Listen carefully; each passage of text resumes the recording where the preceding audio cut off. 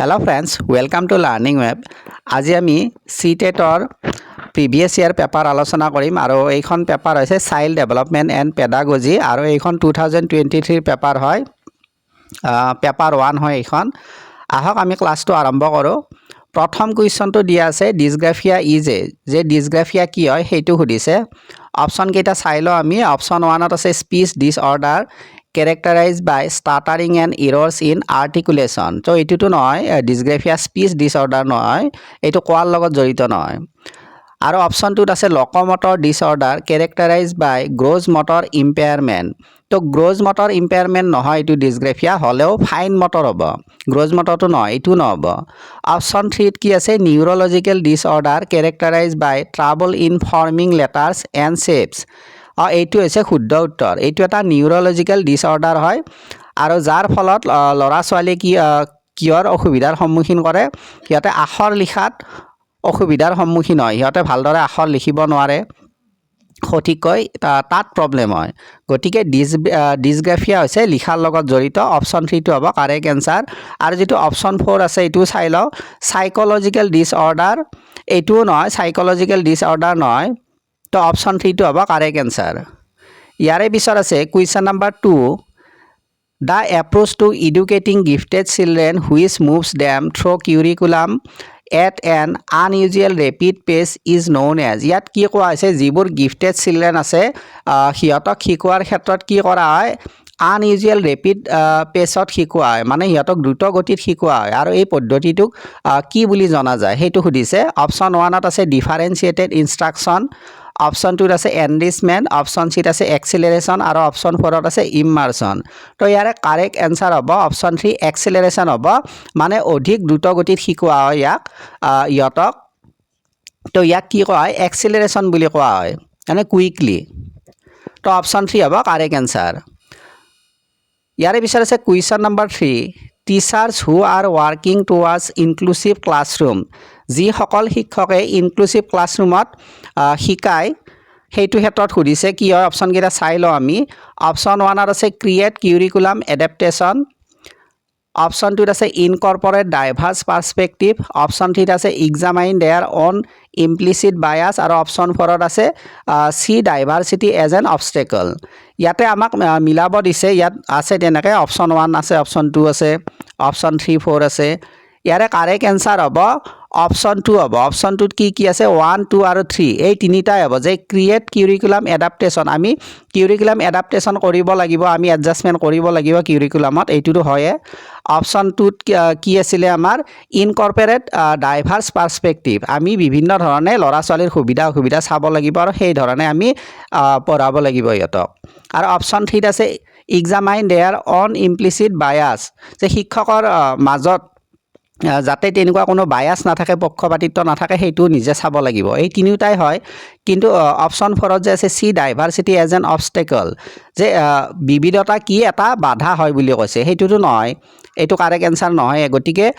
option 2 হ'ব 1 2 আৰু 3 এইটো হ'ব কাৰেক্ট অ্যান্সাৰ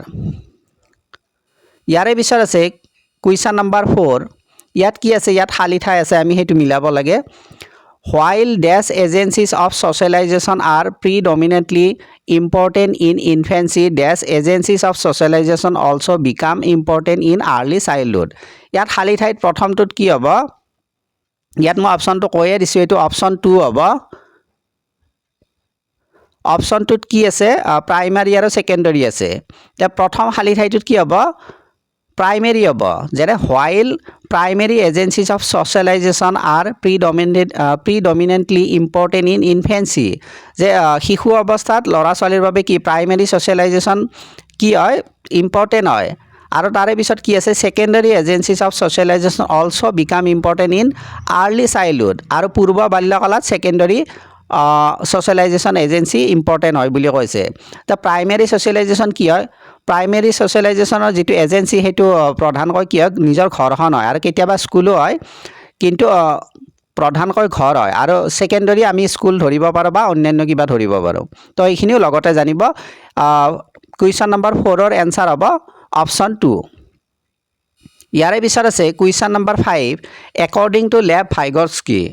যে ভাইগটস্কিৰ মতে কি হয় ইয়াত সুধিছে অপশ্যনকেইটা আমি চাই লওঁ social factors influence language development but not cognitive development যে লেভ ভাইগটস্কি কি কৈছে বুলি কৈছে যে ছ'চিয়েল ফেক্টৰে কি কৰে বুলি কৈছে লেংগুৱেজ ডেভেলপমেণ্টত প্ৰভাৱ পেলায় কিন্তু কগনিটিভ ডেভেলপমেণ্টত প্ৰভাৱ নেপেলায় সেইটো কৈছে অপশ্যনটোত কি আছে কগনিটিভ ডেভেলপমেণ্ট ফেচিলিটেট লেংগুৱেজ ডেভেলপমেণ্ট আৰু কগনিটিভ ডেভেলপমেণ্টে লেংগুৱেজ ডেভেলপমেণ্টত সহায় কৰে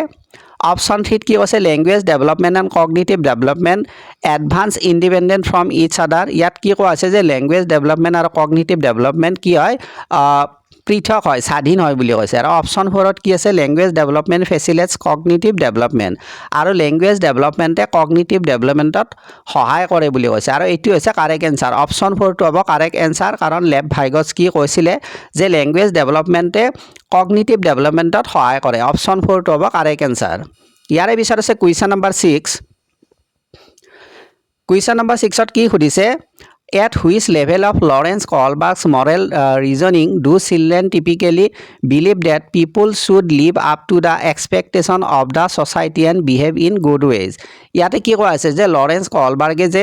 মৰেল ৰিজনিং দিছিলে তাৰে লেভেল কেইটা আছিল তিনিটা আছিল আৰু ষ্টেজ 6টা আছিলে ইয়াৰ কোনটো লেভেলৰ কথা কোৱা হৈছে য'ত মানে কি ল'ৰা ছোৱালীয়ে বিশ্বাস কৰে যে মানুহে ছ'চাইটিৰ যে এক্সপেক্টেশ্যন আছে সেই এক্সপেক্টেশ্যনত নিজকে তেনেকৈ ৰাখিব বিচাৰে বা ভাল ব্যৱহাৰ কৰে ইয়াতে অপশ্যন কেইটা চাই লওঁ আমি অপশ্যন 1ত আছে পোষ্ট কনভেনচনেল লেভেল অপশ্যন 2ত আছে প্ৰি কনভেনচনেল লেভেল অপশ্যন 3ত আছে কনভেনচনেল লেভেল আৰু অপশ্যন 4ত আছে প্ৰি অপাৰেশ্যনেল লেভেল তো কাৰেক্ট এনচাৰ হ'ব অপশ্যন 3 কনভেনচনেল লেভেল এইটো কি হ'ব কনভেনচনেল লেভেল হ'ব অপশ্যন 3 এইবাৰ আছে কুৱেশ্যন নম্বৰ 7 ইয়াত কি দিয়া আছে ইয়াত এজাৰছন আৰু ৰিজনিং দিয়া আছে এইটো আমি চাই লওঁ কি আছে এজাৰছনত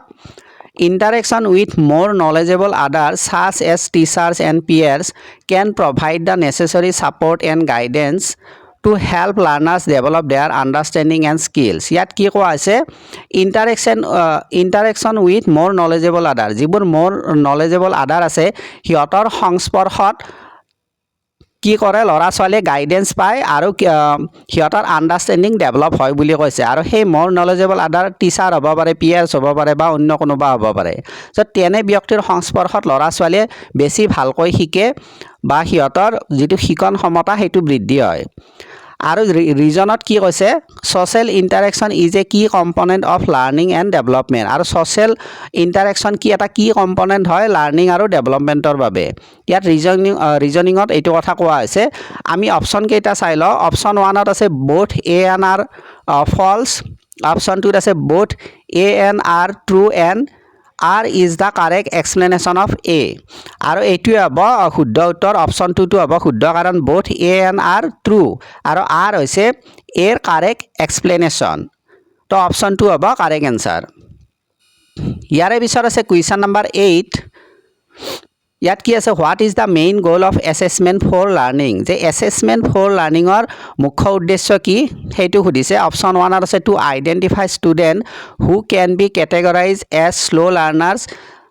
ইয়াত কি কৈছে যে ল'ৰা ছোৱালী যে শ্ল' লাৰ্ণাৰ্ছ আছে কিছুমান সিহঁতক আইডেণ্টিফাই কৰা আৰু শ্ৰেণীত ভাগ কৰা এইটোতো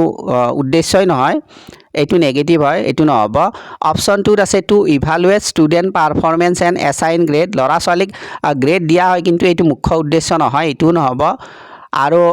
অপশ্যন 3ত আছে to provide feedback to students that can be use to improve their learning এইটোৱে হৈছে কাৰেক্ট এনচাৰ কাৰণ এছেছমেণ্ট ফৰ লাৰ্ণিং কিহৰ বাবে কৰা হয় ফিডবেকৰ কাৰণে কৰা হয় যাতে ল'ৰা ছোৱালীয়ে আৰু ইম্প্ৰুভ কৰিব পাৰে অপশ্যন 3 হ'ব কাৰেক্ট এনচাৰ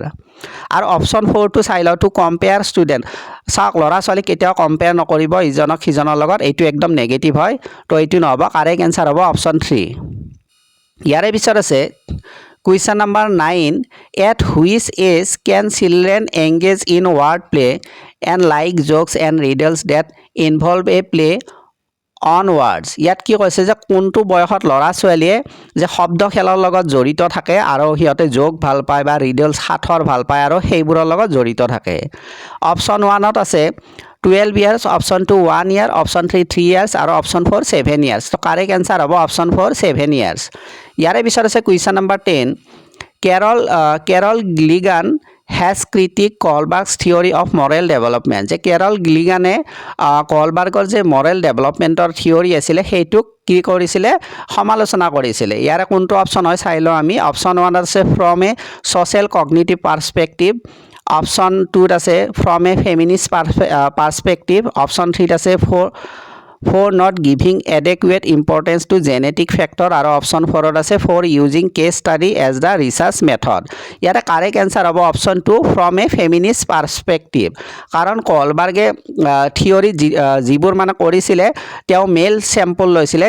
তেওঁ ফিমেল স্যাম্পল লোৱা নাছিলে আৰু সেই কাৰণে কেৰল গ্লিগানে কি কৰিছিলে ফেমিনিষ্ট পাৰ্সপেক্টিভৰ পৰা সমালোচনা কৰিছিলে তেওঁৰ থিয়ৰীটোক তো অপশ্যন 2 হ'ব কাৰেক্ট এনসাৰ তো আজি 10টা কুৱেশ্যন আলোচনা কৰিলোঁ এনেকৈ 10টা কুৱেশ্যন মই দি যাম আপোনালোকে সঁহাৰি জনাব আৰু আপোনালোকে প্লিজ লাইক এটা কৰিব আৰু যিমান পাৰে শ্বেয়াৰ কৰক ক্লাছটো আৰু কোনোবা নতুন আছে যদি প্লিজ ছাবস্ক্ৰাইব কৰি ৰাখিব আজিলৈ এৰিছোঁ থেংক ইউ